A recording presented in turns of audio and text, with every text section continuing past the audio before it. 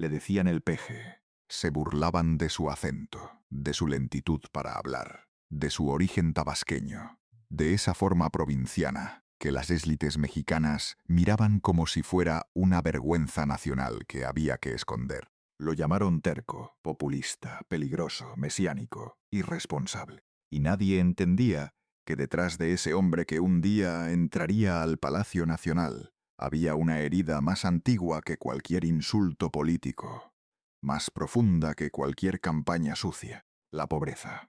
30 de septiembre de 2024, Ciudad de México. Llueve sobre el Zócalo. Una camioneta blanca sale lentamente del Palacio Nacional, mientras miles de personas gritan «Presidente, presidente».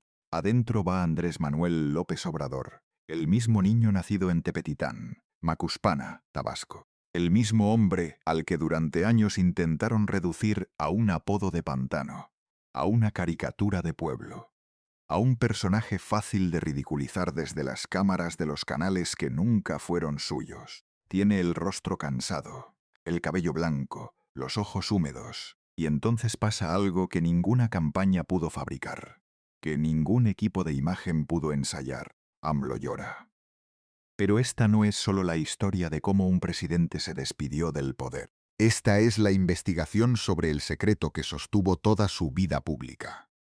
La razón por la que convirtió la pobreza en bandera, la austeridad en religión política, y la frase «primero los pobres» en una herida nacional imposible de ignorar, imposible de mirar sin sentir algo. Hoy vas a descubrir 4 cosas que cambian todo lo que creías saber sobre Andrés Manuel López Obrador. Primero, el verdadero origen de El Peje, el apodo que nació como burla de clase y terminó convertido en armadura. Segundo, la cartera casi vacía, los 200 pesos, el billete guardado como amuleto y el Jetta blanco modelo 2013, que explican por qué su austeridad golpeó tan profundamente al viejo poder. Tercero, Rocío Beltrán Medina, la mujer que lo sostuvo antes de la gloria y cuya muerte dejó una ausencia que ningún triunfo político pudo llenar. Y cuarto, la niña del agua con tierra, la escena que, según testimonios, lo hizo llorar de rabia y decir una frase que define todo su camino,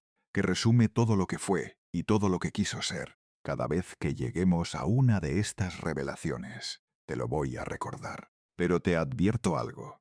Si te vas antes del final, te pierdes la cuarta. Y la cuarta es la que explica por qué. Para AMLO, gobernar nunca fue solo llegar al poder. Fue intentar no fallarle a los que nacieron en el lodo. Todo comenzó lejos de los salones alfombrados donde se decide el destino de un país. Lejos de las cámaras, lejos de las escoltas, lejos de las oficinas donde los poderosos firman decretos sin mirar a los ojos de quienes van a sufrirlos, sin siquiera imaginarse sus nombres. Tepetitán, Macuspana, Tabasco, 13 de noviembre de 1953. Un pueblo húmedo, caliente, rodeado de agua, de monte, de caminos donde el lodo no era paisaje. Si te gusta este contenido, suscríbete para no perderte ninguna historia oculta, sino destino. En esa tierra nació Andrés Manuel López Obrador. No nació entre mármoles. No nació en una familia de apellido blindado. No nació con el país prometiéndole nada. Nació en una zona donde la pobreza no se explicaba con estadísticas, se respiraba. Estaba en las casas sencillas, en las mesas ajustadas, en los niños que aprendían demasiado pronto que el futuro no llega igual para todos. Guarda este lugar en tu memoria, Tepetitán, porque todo lo que vino después, las marchas, las derrotas, las mañaneras, los insultos, la banda presidencial, las lágrimas al salir de Palacio Nacional, todo empieza ahí, en ese calor espeso de Tabasco, donde el agua parece no correr, donde la humedad se pega a la piel como una segunda camisa, y donde un niño empezó a mirar las diferencias entre los que mandaban y los que aguantaban, entre los que decidían y los que simplemente sobrevivían. Su familia venía de raíces mezcladas con migración, trabajo y carencia. Su abuelo José Obrador, de origen español, y Úrsula González, vinculada a una familia pobre de Veracruz, Formaban parte de esa historia silenciosa que no aparece en los grandes libros del poder, pero sostiene a los países desde abajo, desde las manos que no salen en televisión. La casa donde nació, en la calle Hidalgo, no parecía el origen de un futuro presidente. Parecía una casa más, una de esas casas donde el país real se forma sin que nadie lo vea, sin que nadie lo registre, sin que nadie lo cuente. Y aquí viene algo importante, porque durante años sus enemigos intentaron vender una imagen de López Obrador, como si hubiera nacido gritando consignas, como si desde niño hubiera sido un agitador, un rebelde sin causa, un hombre hecho para dividir y provocar. Pero los recuerdos de quienes lo conocieron en Tepetitán dicen otra cosa. Su maestra Nelly León de Gómez lo recordaba como un niño inteligente, aplicado, obediente, distinto no por la violencia, sino por la atención con que miraba. Emiliano Gómez Torres, otro habitante del pueblo, lo describía corriendo por las calles, mezclado con la vida común, observando sin saber todavía que algún día esas calles se convertirían en su primera escuela política, en el aula donde aprendería la lección más importante, porque la pobreza educa de una manera brutal. No da discursos, no explica teorías, no pide permiso.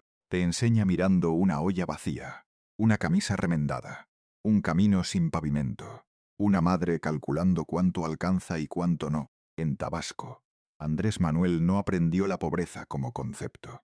La vio, la olió, la escuchó en las conversaciones de la gente que sobrevivía con poco y aún así seguía de pie, aún así reía, aún así se enamoraba y enterraba a sus muertos con dignidad. Pero cuando ese muchacho de provincia empezó a crecer políticamente, el sistema encontró una forma de atacarlo, no solo por sus ideas, también por su origen, por su voz, por la manera en que cargaba al pueblo encima como quien lleva tierra en los zapatos y no se molesta en quitársela. Le dijeron el peje, como el peje lagarto, ese pez antiguo de los pantanos tabasqueños, de hocico largo, dientes duros, escamas como armadura, un animal de río, de lodo, de aguas oscuras. Durante mucho tiempo comida de pobres. Así querían nombrarlo, no como líder, no como adversario, como algo rústico, algo inferior, algo salido del pantano que no debería estar donde estaba. Piensa en eso un momento. En un país donde tantos políticos presumen apellidos, escuelas privadas, trajes caros y cercanía con los ricos, a él intentaron reducirlo a un pez de Tabasco. El insulto llevaba clasismo, llevaba desprecio, llevaba el mensaje de siempre. Tú no perteneces aquí, tú vienes de demasiado lejos.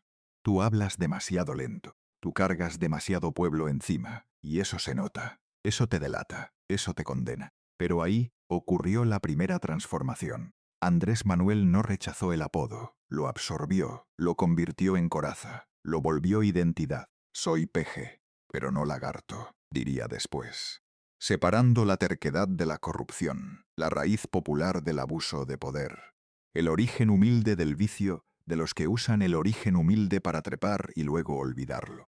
Y esa frase no era solo una respuesta ingeniosa, era una declaración de guerra simbólica. Podían burlarse de su origen, pero no podían arrancárselo. Podían llamarlo provinciano, pero no podían hacerlo avergonzarse de Tabasco. El peje dejó de ser una burla y se convirtió en advertencia. Como el animal de los pantanos, aprendió a sobrevivir en aguas turbias. Como el peje lagarto, desarrolló una piel dura contra los ataques, una resistencia acumulada durante décadas de negativas, de puertas cerradas, de sistemas que no estaban diseñados para dejar pasar a alguien como él, como ese pez antiguo que parece venir de otro tiempo. Resistió campañas, derrotas, caricaturas, desprecios y burlas. Y mientras más lo atacaban por venir de abajo, más fuerte se hacía su obsesión.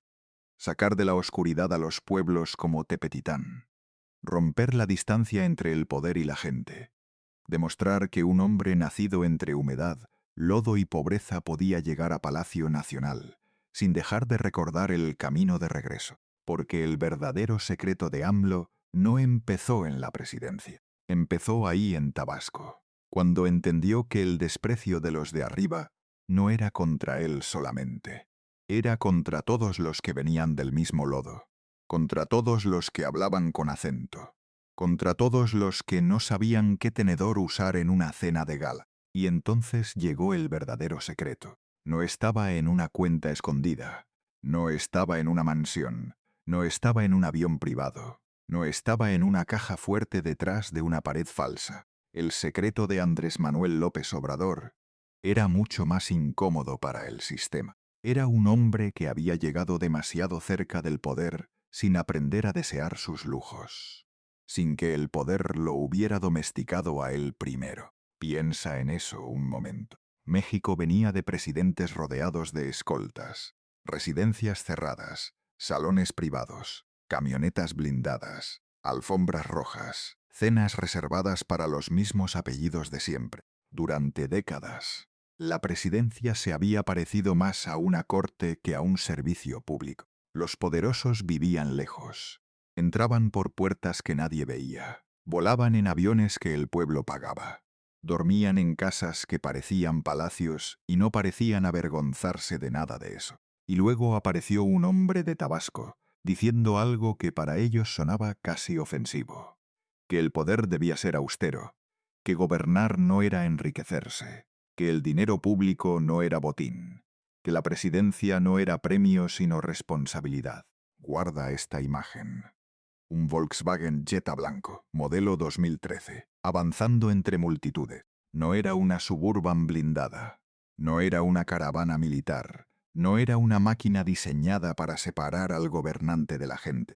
Era un auto común con golpes, rayones, marcas de manos, abolladuras dejadas por el mismo pueblo que intentaba acercarse a él, que quería tocarlo, que quería comprobar que era real. Lo manejaba Cuauhtémoc Jiménez, su chofer de confianza, mientras Andrés Manuel recorría caminos, plazas, aeropuertos, pueblos y ciudades, como si quisiera demostrar que el presidente no tenía que esconderse detrás de un muro de acero, que no tenía miedo de la misma gente que decía representar. Ese Jetta no era un detalle menor, era una declaración. En un país donde el poder siempre se había protegido del pueblo, AMLO decidió exponerse a él. Cada golpe en la carrocería parecía decir algo. Aquí no hay distancia, aquí no hay trono, aquí no hay emperador, aquí hay un hombre que viene de abajo y que no quiere olvidar de dónde salió ni fingir que nunca estuvo ahí. Pero la escena que terminó de convertir su austeridad en leyenda llegó en 2018, durante un debate presidencial. Ricardo Anaya se acercó demasiado.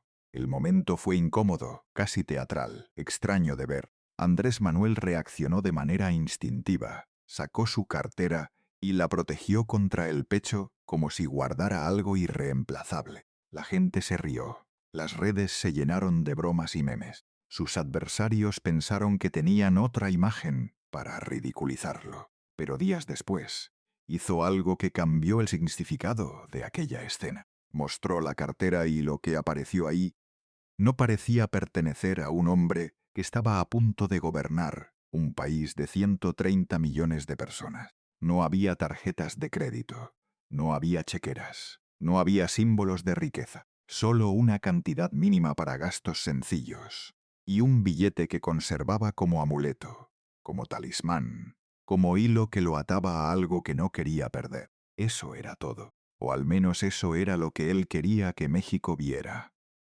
Un político que no presumía abundancia, sino desprendimiento, que no acumulaba para sí mismo lo que le había costado tanto al país. Y aquí viene lo que debes recordar. Para AMLO, la austeridad no era solo una medida administrativa, era una religión civil, una forma de purificación, una manera de decirle al país que el poder había enfermado porque se acostumbró demasiado al lujo, porque confundió el privilegio con el mérito. Por eso hablaba de la justa medianía de Benito Juárez. Por eso repetía que si una persona ya tenía un par de zapatos, no necesitaba acumular más. Por eso veía la ostentación oficial como una humillación frente a los pobres, como una bofetada a quienes lo elegían creyendo que algo iba a cambiar. Luego vino el golpe simbólico más grande.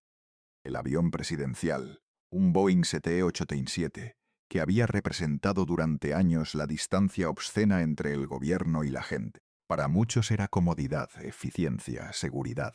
Para él era insulto. Un palacio volador mientras millones seguían esperando caminos, hospitales, escuelas, agua limpia. Venderlo no era solo una transacción, era una escena de ruptura. Era decir que el viejo régimen ya no podía seguir viajando por encima del país, mientras el país caminaba descalzo por debajo. También convirtió Los Pinos, la residencia presidencial, que durante décadas pareció intocable, casi sagrada, en un espacio abierto al pueblo. La Casa del Poder dejó de ser santuario privado y se volvió centro cultural, lugar de visita, lugar donde cualquiera podía entrar sin pedir permiso. Las puertas que antes separaban al gobernante de la gente empezaron a abrirse, y al mismo tiempo desapareció el Estado Mayor Presidencial, ese aparato de seguridad que durante años había envuelto al presidente en una burbuja casi monárquica, casi feudal.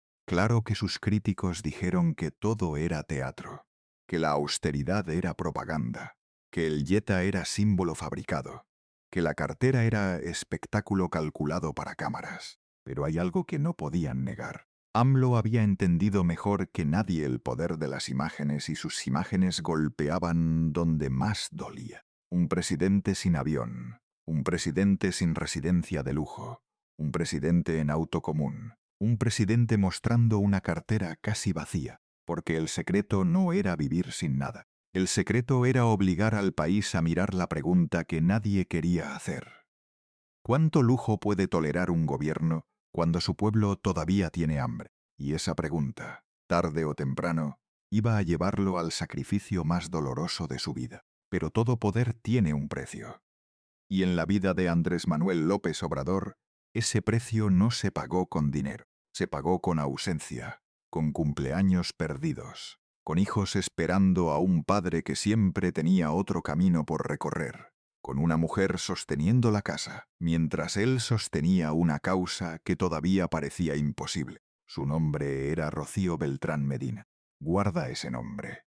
Porque si quieres entender al hombre que años después lloraría al salir de Palacio Nacional, primero tienes que entender a la mujer que estuvo antes de los reflectores, antes de la presidencia, antes de las mañaneras, antes de que millones lo llamaran presidente, y lo amaran u odiaran con igual intensidad. La conoció en 1976 en Villahermosa, Tabasco. Él era joven, todavía lejos de convertirse en el personaje que dividiría y transformaría la política mexicana.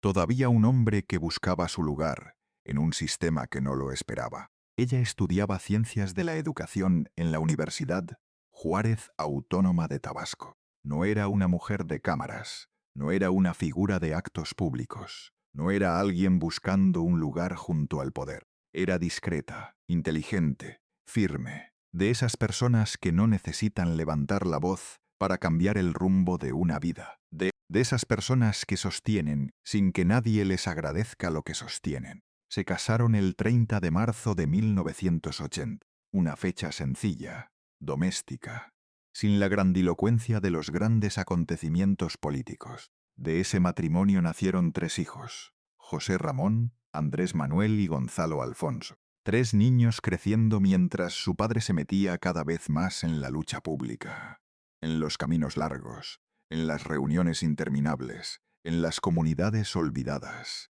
en esa obsesión que empezaba a devorarlo todo, que empezaba a pedirlo todo. Piensa en eso un momento. Para millones, AMLO era el hombre que caminaba con el pueblo, pero para su familia muchas veces también fue el hombre que no estaba, no porque no amara, no porque no le importara, sino porque había elegido una misión que exigía algo brutal. Presencia total afuera y ausencia inevitable adentro. Él mismo llegó a recordar con dolor una escena pequeña pero devastadora. No pudo llevar a uno de sus hijos al circo porque estaba ocupado construyendo un movimiento para transformar México. Un circo. Algo tan simple, algo que cualquier padre promete sin pensar, sin saber que ese momento después no regresa. Pero en la vida de un hombre absorbido por la historia, incluso una tarde con un hijo podía convertirse en deuda, en una de esas deudas que no tienen recibo, pero tampoco tienen perdón. Ahí estaba Rocío llenando silencios, cuidando niños, sosteniendo rutinas, educando en la casa mientras él recorría el país de pueblo en pueblo. Si Andrés Manuel era el rostro visible de la batalla, Rocío era la estructura invisible que impedía que todo se derrumbara, el andamiaje que nadie veía, pero que aguantaba el peso de todo lo demás. No buscaba aplausos, no buscaba entrevistas, no buscaba ser primera dama de nada, pero sin ella esa historia no se entiende, no completamente. Y aquí viene algo que casi nadie mide con justicia. Rocío no solo acompañó, también orientó. Según los relatos que han quedado sobre su vida, fue una voz decisiva cuando él empezó a romper con el viejo sistema político y a acercarse al PRD a principios de los años 90. Mientras muchos calculaban conveniencias, ella parecía entender que la vida de Andrés Manuel no podía quedarse atrapada en una estructura que ya no representaba aquello que él decía defender. Pero la vida a veces espera el momento más cruel para cobrar. Golpeó cuando él empezaba a subir, cuando la causa comenzaba a parecer posible, cuando el horizonte comenzaba a verse. En 1997, Rocío fue diagnosticada con lupus, una enfermedad dura, silenciosa, traicionera. El cuerpo atacándose a sí mismo, la salud consumiéndose desde adentro sin avisar, sin dar tregua. Y mientras México veía crecer la figura política de López Obrador, dentro de su casa otra batalla avanzaba sin mítines, sin pancartas, sin cámaras que la registraran. Durante 6 años Rocío enfrentó la enfermedad.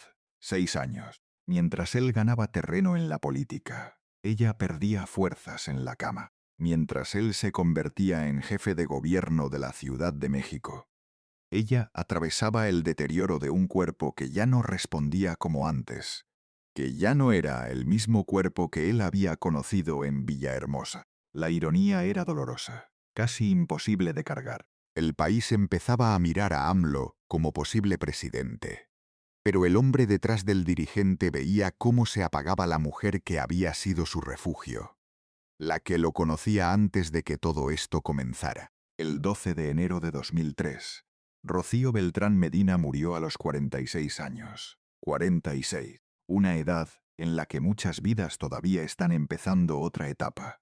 Todavía tienen décadas por delante. Para Andrés Manuel fue un golpe seco, de esos que no se curan con discursos, de esos que no se procesan en un comunicado de prensa. Se quedó viudo con 3 hijos, con una carrera política que no se detenía, con una multitud esperándolo afuera y un vacío esperándolo adentro cada vez que cerraba la puerta. Los adversarios enviaron condolencias. Los aliados guardaron silencio. La política hizo una pausa breve, casi indecente de tan corta.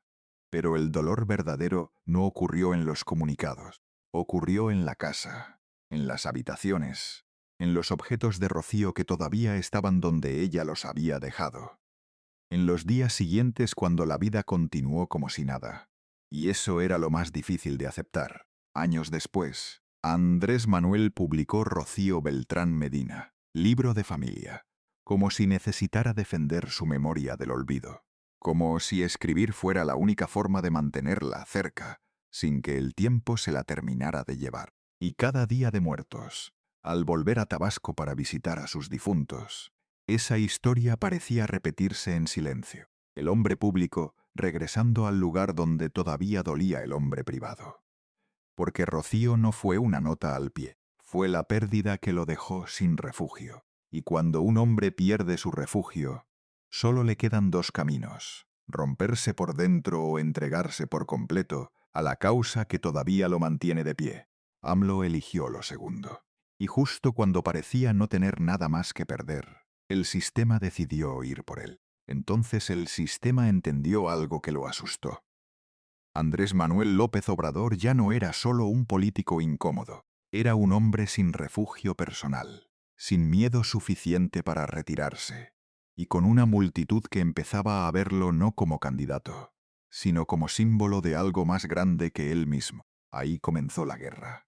No una guerra con balas, no una guerra declarada en cadena nacional, Una guerra más fría, más elegante, más peligrosa. Una guerra de expedientes, tribunales, votos legislativos, filtraciones, titulares y oficinas cerradas donde los hombres de traje deciden quién puede competir y quién debe ser borrado antes de llegar a la boleta, antes de que la gente pueda elegir. 2004, Ciudad de México. Andrés Manuel era jefe de gobierno del Distrito Federal. Su popularidad crecía, sus recorridos, sus conferencias, su manera de hablarle al pueblo, como si la política fuera conversación y no actuación. Todo empezaba a construir una fuerza que el viejo régimen no sabía cómo detener sin ensuciarse demasiado. Y entonces apareció el caso que cambiaría su vida política. El Encino. Guarda ese nombre, El Encino. Porque detrás de ese terreno, detrás de una obra vial relacionada con el acceso al hospital ABC, se escondía una operación mucho más grande que una disputa administrativa. La acusación decía que su gobierno había incumplido una orden judicial, que debía responder penalmente, que debía perder el fuero. En el papel parecía un asunto técnico, frío, legal, aburrido, de esos que nadie lee completos. Pero en política, las palabras pequeñas pueden esconder cuchillos enormes, porque si le quitaban el fuero, podían procesarlo. Y si lo procesaban, podían impedirle competir en la elección presidencial de 2006. Esa era la clave. No era una calle, no era un camino, no era una orden judicial. Era la posibilidad de sacar de la contienda al hombre que empezaba a amenazar a todos los que habían administrado México, como si fuera herencia familiar, como si el país fuera cosa propia. Piensa en eso un momento. Un país con escándalos gigantes, fortunas inexplicables, corrupción de cuello blanco, privilegios intocables, fortunas construidas sobre el erario. Y de pronto, todo el peso del Estado caía sobre un camino, sobre un expediente, sobre una supuesta desobediencia administrativa. El mensaje era brutal en su simplicidad. No importa cuánta gente te siga, no importa cuánto camines, no importa cuántos pobres crean en ti. Si el sistema quiere cerrarte la puerta, la cierra desde adentro, con llave, sin explicaciones. AMLO lo entendió. Por eso no respondió como acusado común. Respondió como alguien que sabía que estaba entrando a una escena histórica, que lo que ocurriera ahí iba a quedar grabado. En 2005, cuando se discutía su desafuero, fue a la Cámara de Diputados y habló frente a quienes ya parecían haber decidido su destino antes de que él dijera una sola palabra. No fue a suplicar, no fue a pedir misericordia, no fue a negociar en los pasillos, fue a dejar constancia. Les dijo, en esencia, que no era ingenuo, que sabía que muchos votarían por consigna, que detrás de esa decisión no estaba la justicia sino el cálculo político, el miedo de los que sabían que si él llegaba, algo iba a cambiar para siempre. Y entonces lanzó una de esas frases que no envejecen porque no pertenecen solo al momento en que se dicen. Ustedes me van a juzgar, pero no olviden que la historia también los va a juzgar a ustedes. Ese día intentaron reducirlo y lo hicieron crecer. El 7 de abril de 2005, la mayoría legislativa aprobó quitarle el fuero. Muchos en las cúpulas celebraron, brindaron, se felicitaron, creyeron que habían ganado, creyeron que el hombre de Tabasco estaba acabado, que bastaba un expediente para detener una fuerza nacida en pueblos, plazas y caminos de tierra. Se equivocaron de manera histórica, porque la respuesta no vino desde una oficina, vino desde la calle. El 24 de abril de 2005, cientos de miles de personas salieron a la marcha del silencio, y ese silencio fue más fuerte que cualquier grito, más elocuente que cualquier discurso, más aterrador para el poder que cualquier piedra. No había violencia, no había venganza. Había una multitud caminando como si cada paso dijera, no lo van a sacar así. Imagínalo. Calles llenas, rostros serios, gente común, hombres, mujeres, ancianos, jóvenes, familias enteras caminando sin estridencia, pero con una determinación que el poder no pudo ignorar ni minimizar. La ciudad no rugía. La ciudad acusaba en silencio. Y ahí el desafuero se volvió contra quienes lo fabricaron. Lo que pretendía destruirlo terminó convirtiéndolo en mártir político. Lo que buscaba cerrarle el camino terminó abriéndole una avenida emocional hacia millones de mexicanos que sintieron que no solo estaban atacando a un candidato, estaban atacando su derecho a elegir. El gobierno tuvo que retroceder. La persecución se desinfló. AMLO pudo competir, pero algo cambió para siempre. Desde ese momento, el hombre del jeta blanco ya no caminaba solo contra adversarios, caminaba contra un sistema entero. Y mientras ellos creían que su fuerza venía de la ambición, no entendían lo más importante. La verdadera raíz no estaba en los pinos, no estaba en las encuestas, no estaba en la presidencia. Estaba mucho más abajo, en el lodo, en el hambre, en una niña que todavía no aparecía en esta historia, pero que iba a explicar por qué ese hombre ya no podía detenerse, ya no podía rendirse, ya no podía simplemente irse a casa. Y entonces llegamos a la escena que explica todo. No ocurrió en Palacio Nacional, no ocurrió en una elección, no ocurrió frente a cámaras, ni en un debate donde los políticos se destruyen con frases ensayadas y aplausos medidos. Ocurrió lejos, en una comunidad olvidada, en un camino donde México ya no parecía país, sino herida abierta, llaga vieja que nadie había querido curar. Guarda esta imagen, una madre indígena, un colador, agua sucia, lodo, tierra mezclada con desesperación, y una niña mirando como miran los niños cuando el hambre ya les quitó hasta la fuerza de pedir, cuando el cuerpo aprende a resignarse antes de que la mente lo haga. Según el testimonio de Antonio Pérez Garibay, Andrés Manuel López Obrador iba en uno de esos recorridos que hacía por los rincones más pobres del país, esos lugares que no salen en los noticieros, que no aparecen en las fotos de campaña, cuando vio una escena que lo dejó marcado para siempre, que cambió algo dentro de él que nunca volvió a ser lo mismo. La mujer estaba filtrando agua con tierra. No era metáfora, no era una frase poética para un discurso. Era agua con lodo, una especie de té de tierra, algo que a cualquiera le revolvería el estómago solo de verlo. Al lado, la niña sostenía algo parecido a alga, como si eso pudiera reemplazar la comida que no existía, como si el cuerpo pudiera engañarse con lo que los ojos veían aunque el estómago supiera la verdad.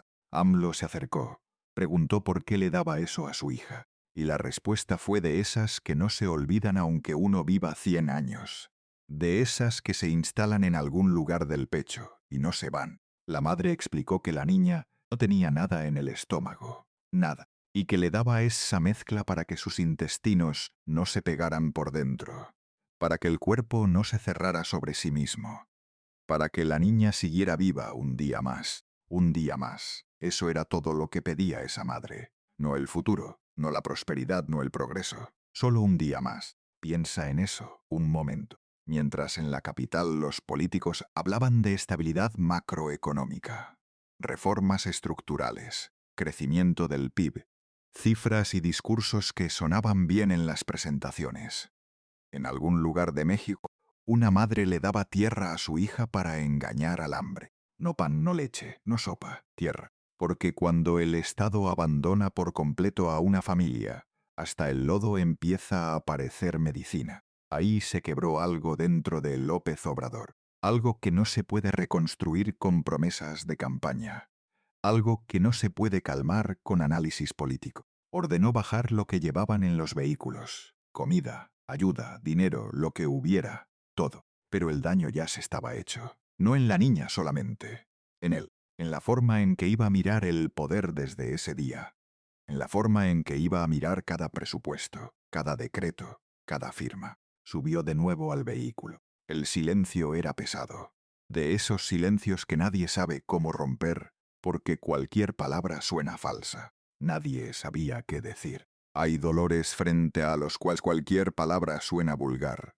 Cualquier consuelo suena a insulto. AMLO llevaba su iPad, ese objeto moderno, frío, limpio, absurdo frente a lo que acababa de ver, obscenamente fuera de lugar. Y entonces, según el relato, no aguantó, lo lanzó contra el piso. No como un gesto político calculado para las cámaras, sino como un hombre que acaba de descubrir que el país que quiere gobernar está más roto de lo que imaginaba, que la distancia entre lo que se dice en los discursos y lo que ocurre en esos caminos sin nombre es un abismo que no se cruza con buenas intenciones. Y lloró. No lloró como candidato. No lloró como dirigente ensayando emoción para una conferencia de prensa. Lloró como alguien que acababa de ver a una niña condenada por haber nacido del lado equivocado de México, del lado que no sale en los mapas del progreso. Y en medio de ese silencio que, según quienes iban ahí, parecía de funeraria, dijo una frase que debes guardar porque regresa al final de esta historia, porque es la llave que abre todo lo demás. Ya ven, cabrones, ¿por qué no les podemos fallar a esta gente? No les podemos fallar. Esa frase no nació en una oficina de campaña. No nació en un equipo de comunicación que buscaba el eslogan perfecto para las elecciones. No nació para un cartel. No nació para Twitter. No nació para quedar bien en la historia. Nació frente al hambre, frente al lodo, frente a una niña que no sabía que su sufrimiento iba a convertirse en una brújula moral para un hombre que años después llegaría a la presidencia de México cargando esa deuda en los hombros. Pero esa escena no fue la única. En julio de 2008, Andrés Manuel llegó a Cochoapa, el Grande, Guerrero, uno de los municipios más pobres de México, de los más pobres de América Latina. La cifra era brutal, imposible de procesar sin que algo se mueva por dentro. De 18.458 habitantes, apenas 319 no vivían en pobreza extrema. La mayoría sobrevivía con tortillas, con carencias acumuladas generación tras generación, con esa resignación triste de los pueblos que han esperado demasiado tiempo y ya no saben si creer cuando alguien llega prometiendo algo. Cuando llegó, no hubo fiesta, no hubo aplausos desbordados, no hubo música alegre, hubo silencio. Un silencio duro, antiguo, casi ofensivo, el silencio de quien ya no espera nada, y una banda tocando acordes tristes, como si el pueblo entero estuviera enterrando algo, como si la esperanza hubiera tenido velorio hacía mucho tiempo, y nadie se hubiera molestado en avisarle al resto del país. AMLO recordaría después que esa imagen lo golpeó profundamente.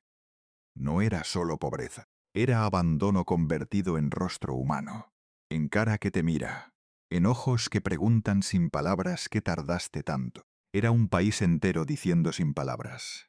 Nos dejaron solos, nos olvidaron. Existimos de todos modos. Ahí entendió que su lucha no podía ser solo ganar elecciones. No podía ser solo llegar al poder y dar conferencias de prensa. Tenía que ser poner arriba a los de abajo, sacar recursos de los privilegios y llevarlos a las manos que nunca habían recibido nada, que nunca habían sido vistas por el Estado como algo más que un voto cada 6 años. Convertir la frase primero, los pobres en política pública real, en pensiones, en becas, en apoyos directos, en caminos, en presencia, en el reconocimiento mínimo de que también ellos eran México. Sus críticos dirían que era populismo. Sus adversarios dirían que era manipulación emocional, que usaba la pobreza para hacer política. Pero para él, esa discusión ya había quedado atrás, enterrada en ese camino de guerrero, clausurada frente a esa madre con el colador en la mano. Porque quien ha visto a una niña beber tierra no vuelve a hablar de pobreza como si fuera una tabla de Excel, como si fueran puntos porcentuales en una presentación, como si los pobres fueran abstracciones y no personas con nombres y estómagos vacíos. Desde ese día, el verdadero secreto de AMLO dejó de ser su origen. Fue su deuda, una deuda moral con los que no salían en televisión, con los que no tenían voz en ningún lugar donde se tomaran decisiones, con los que esperaban en pueblos donde la esperanza parecía haberse secado hace demasiadas generaciones. No les podemos fallar. Esa fue la promesa. Y esa promesa iba a consumirlo hasta el final. Después de décadas caminando bajo el sol, después de 3 campañas presidenciales que lo dejaron marcado de maneras distintas, después del desafuero, después de los insultos, después de que lo llamaron peligro para México en espectaculares por todo el país, después de más de 1400 mañaneras donde habló de pie sin esconderse, sin leer un teleprompter, sin dejar que otros hablaran por él, Andrés Manuel López Obrador llegó al día que muchos creyeron que nunca iba a aceptar. 30 de septiembre de 2024, Ciudad de México. El último día. Guarda esa fecha. Porque ese día no solo se fue un presidente, se cerró una época, una forma de pelear, una manera de hablarle al país todas las mañanas, como si la política no pudiera dormir, como si el poder tuviera obligación de dar la cara. Durante 6 años, México despertó con su voz. Para unos era esperanza, para otros provocación, para algunos una compañía que no pedían, pero que estaba ahí de todos modos. Para millones, costumbre.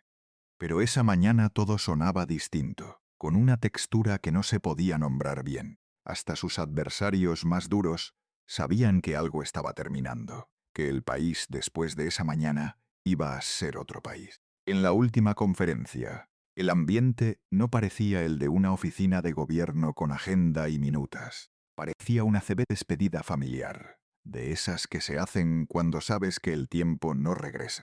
Había funcionarios, periodistas, cámaras, gente mirando desde lejos tratando de guardar el momento. Y entonces llegó la música.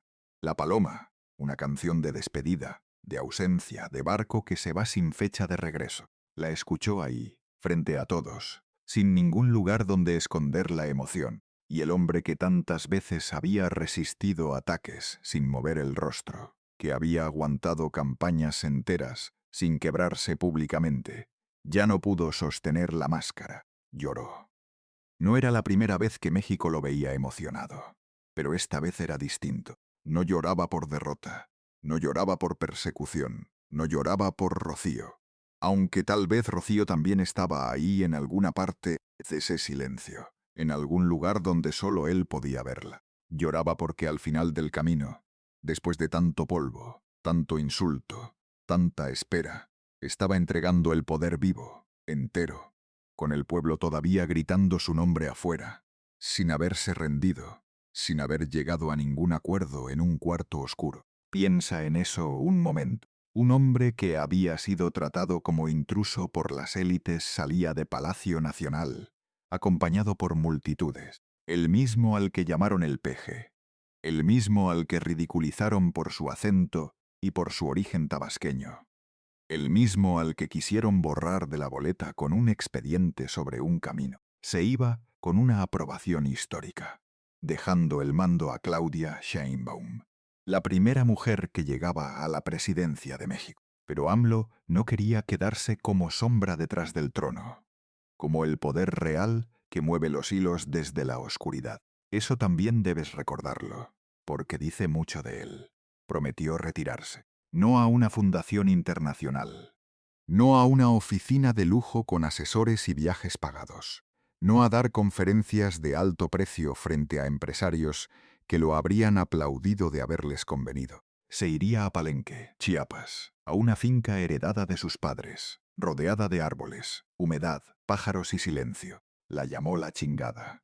El nombre parecía una provocación, pero también era una renuncia, como diciendo: ya me voy lejos, donde el poder no me alcance, donde el ruido de la capital no entre, donde mis pies por fin puedan descansar. Habló de caminar entre cedros, de tomar pozol, de dormir en hamaca, de escribir sobre las grandes civilizaciones antiguas de México, esas que existieron antes de que alguien inventara las instituciones que después lo persiguieron. Y hubo un detalle pequeño, casi infantil, que lo retrató mejor que cualquier discurso, que cualquier análisis político. Dijo que le habían regalado unos binoculares y se emocionó imaginando a las guacamayas posándose en los árboles de su quinta. Un expresidente soñando no con aviones, no con escoltas, no con mansiones nuevas ni con cuentas en paraísos fiscales, soñando con mirar pájaros desde la hamaca.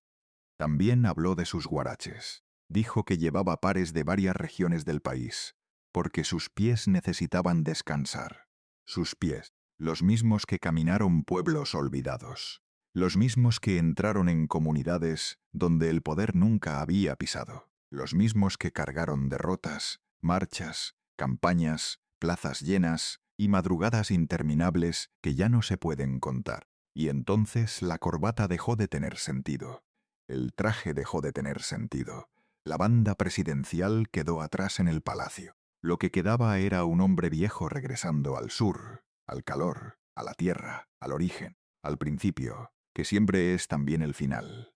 Solo dejó una advertencia. Saldría de su retiro únicamente si la democracia era atacada, si había un golpe de Estado o si la soberanía de México era amenazada. Nada más. El peje volvía al agua. No derrotado, no expulsado, no borrado como habían querido. Volvía porque había terminado su ciclo, porque había hecho lo que vino a hacer, aunque lo hecho siguiera siendo discutido, y lo que faltó por hacer siguiera siendo deuda. Y por primera vez en muchos años, el hombre que no podía fallarle a los pobres, intentaba no fallarse a sí mismo. Al final, después de tanto ruido, después de tantas mañaneras, después de tantas plazas llenas, después de tantas acusaciones, después de tantas lágrimas contenidas y tantas puertas abiertas a la fuerza, lo que queda de Andrés Manuel López Obrador no es solo una presidencia, no es solo un sexenio, no es solo una cifra de aprobación.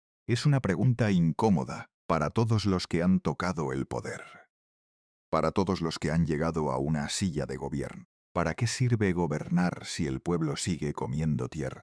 Guarda esa pregunta porque ahí está el verdadero cierre de esta historia. No en Palacio Nacional, no en la banda presidencial, no en los aplausos del Zócalo. Está en esa niña sin comida en el estómago. Está en Cochoapa el Grande, en los pueblos donde la pobreza no era discurso sino respiración, no era retórica sino realidad diaria, irreemplazable, aplastante. Está en los ancianos que esperaban una pensión sin saber si llegaría. Está en los jóvenes que no tenían trabajo ni escuela y encontraban en la calle la única oferta disponible. Está en las madres que aprendieron a sobrevivir con lo mínimo sin que nadie las premiara por eso, sin que nadie les dijera que lo que hacían era heroico. Está en los lugares donde México parecía haber olvidado que también era México, que también existían, que también contaban. AMLO llamó a su proyecto Humanismo Mexicano.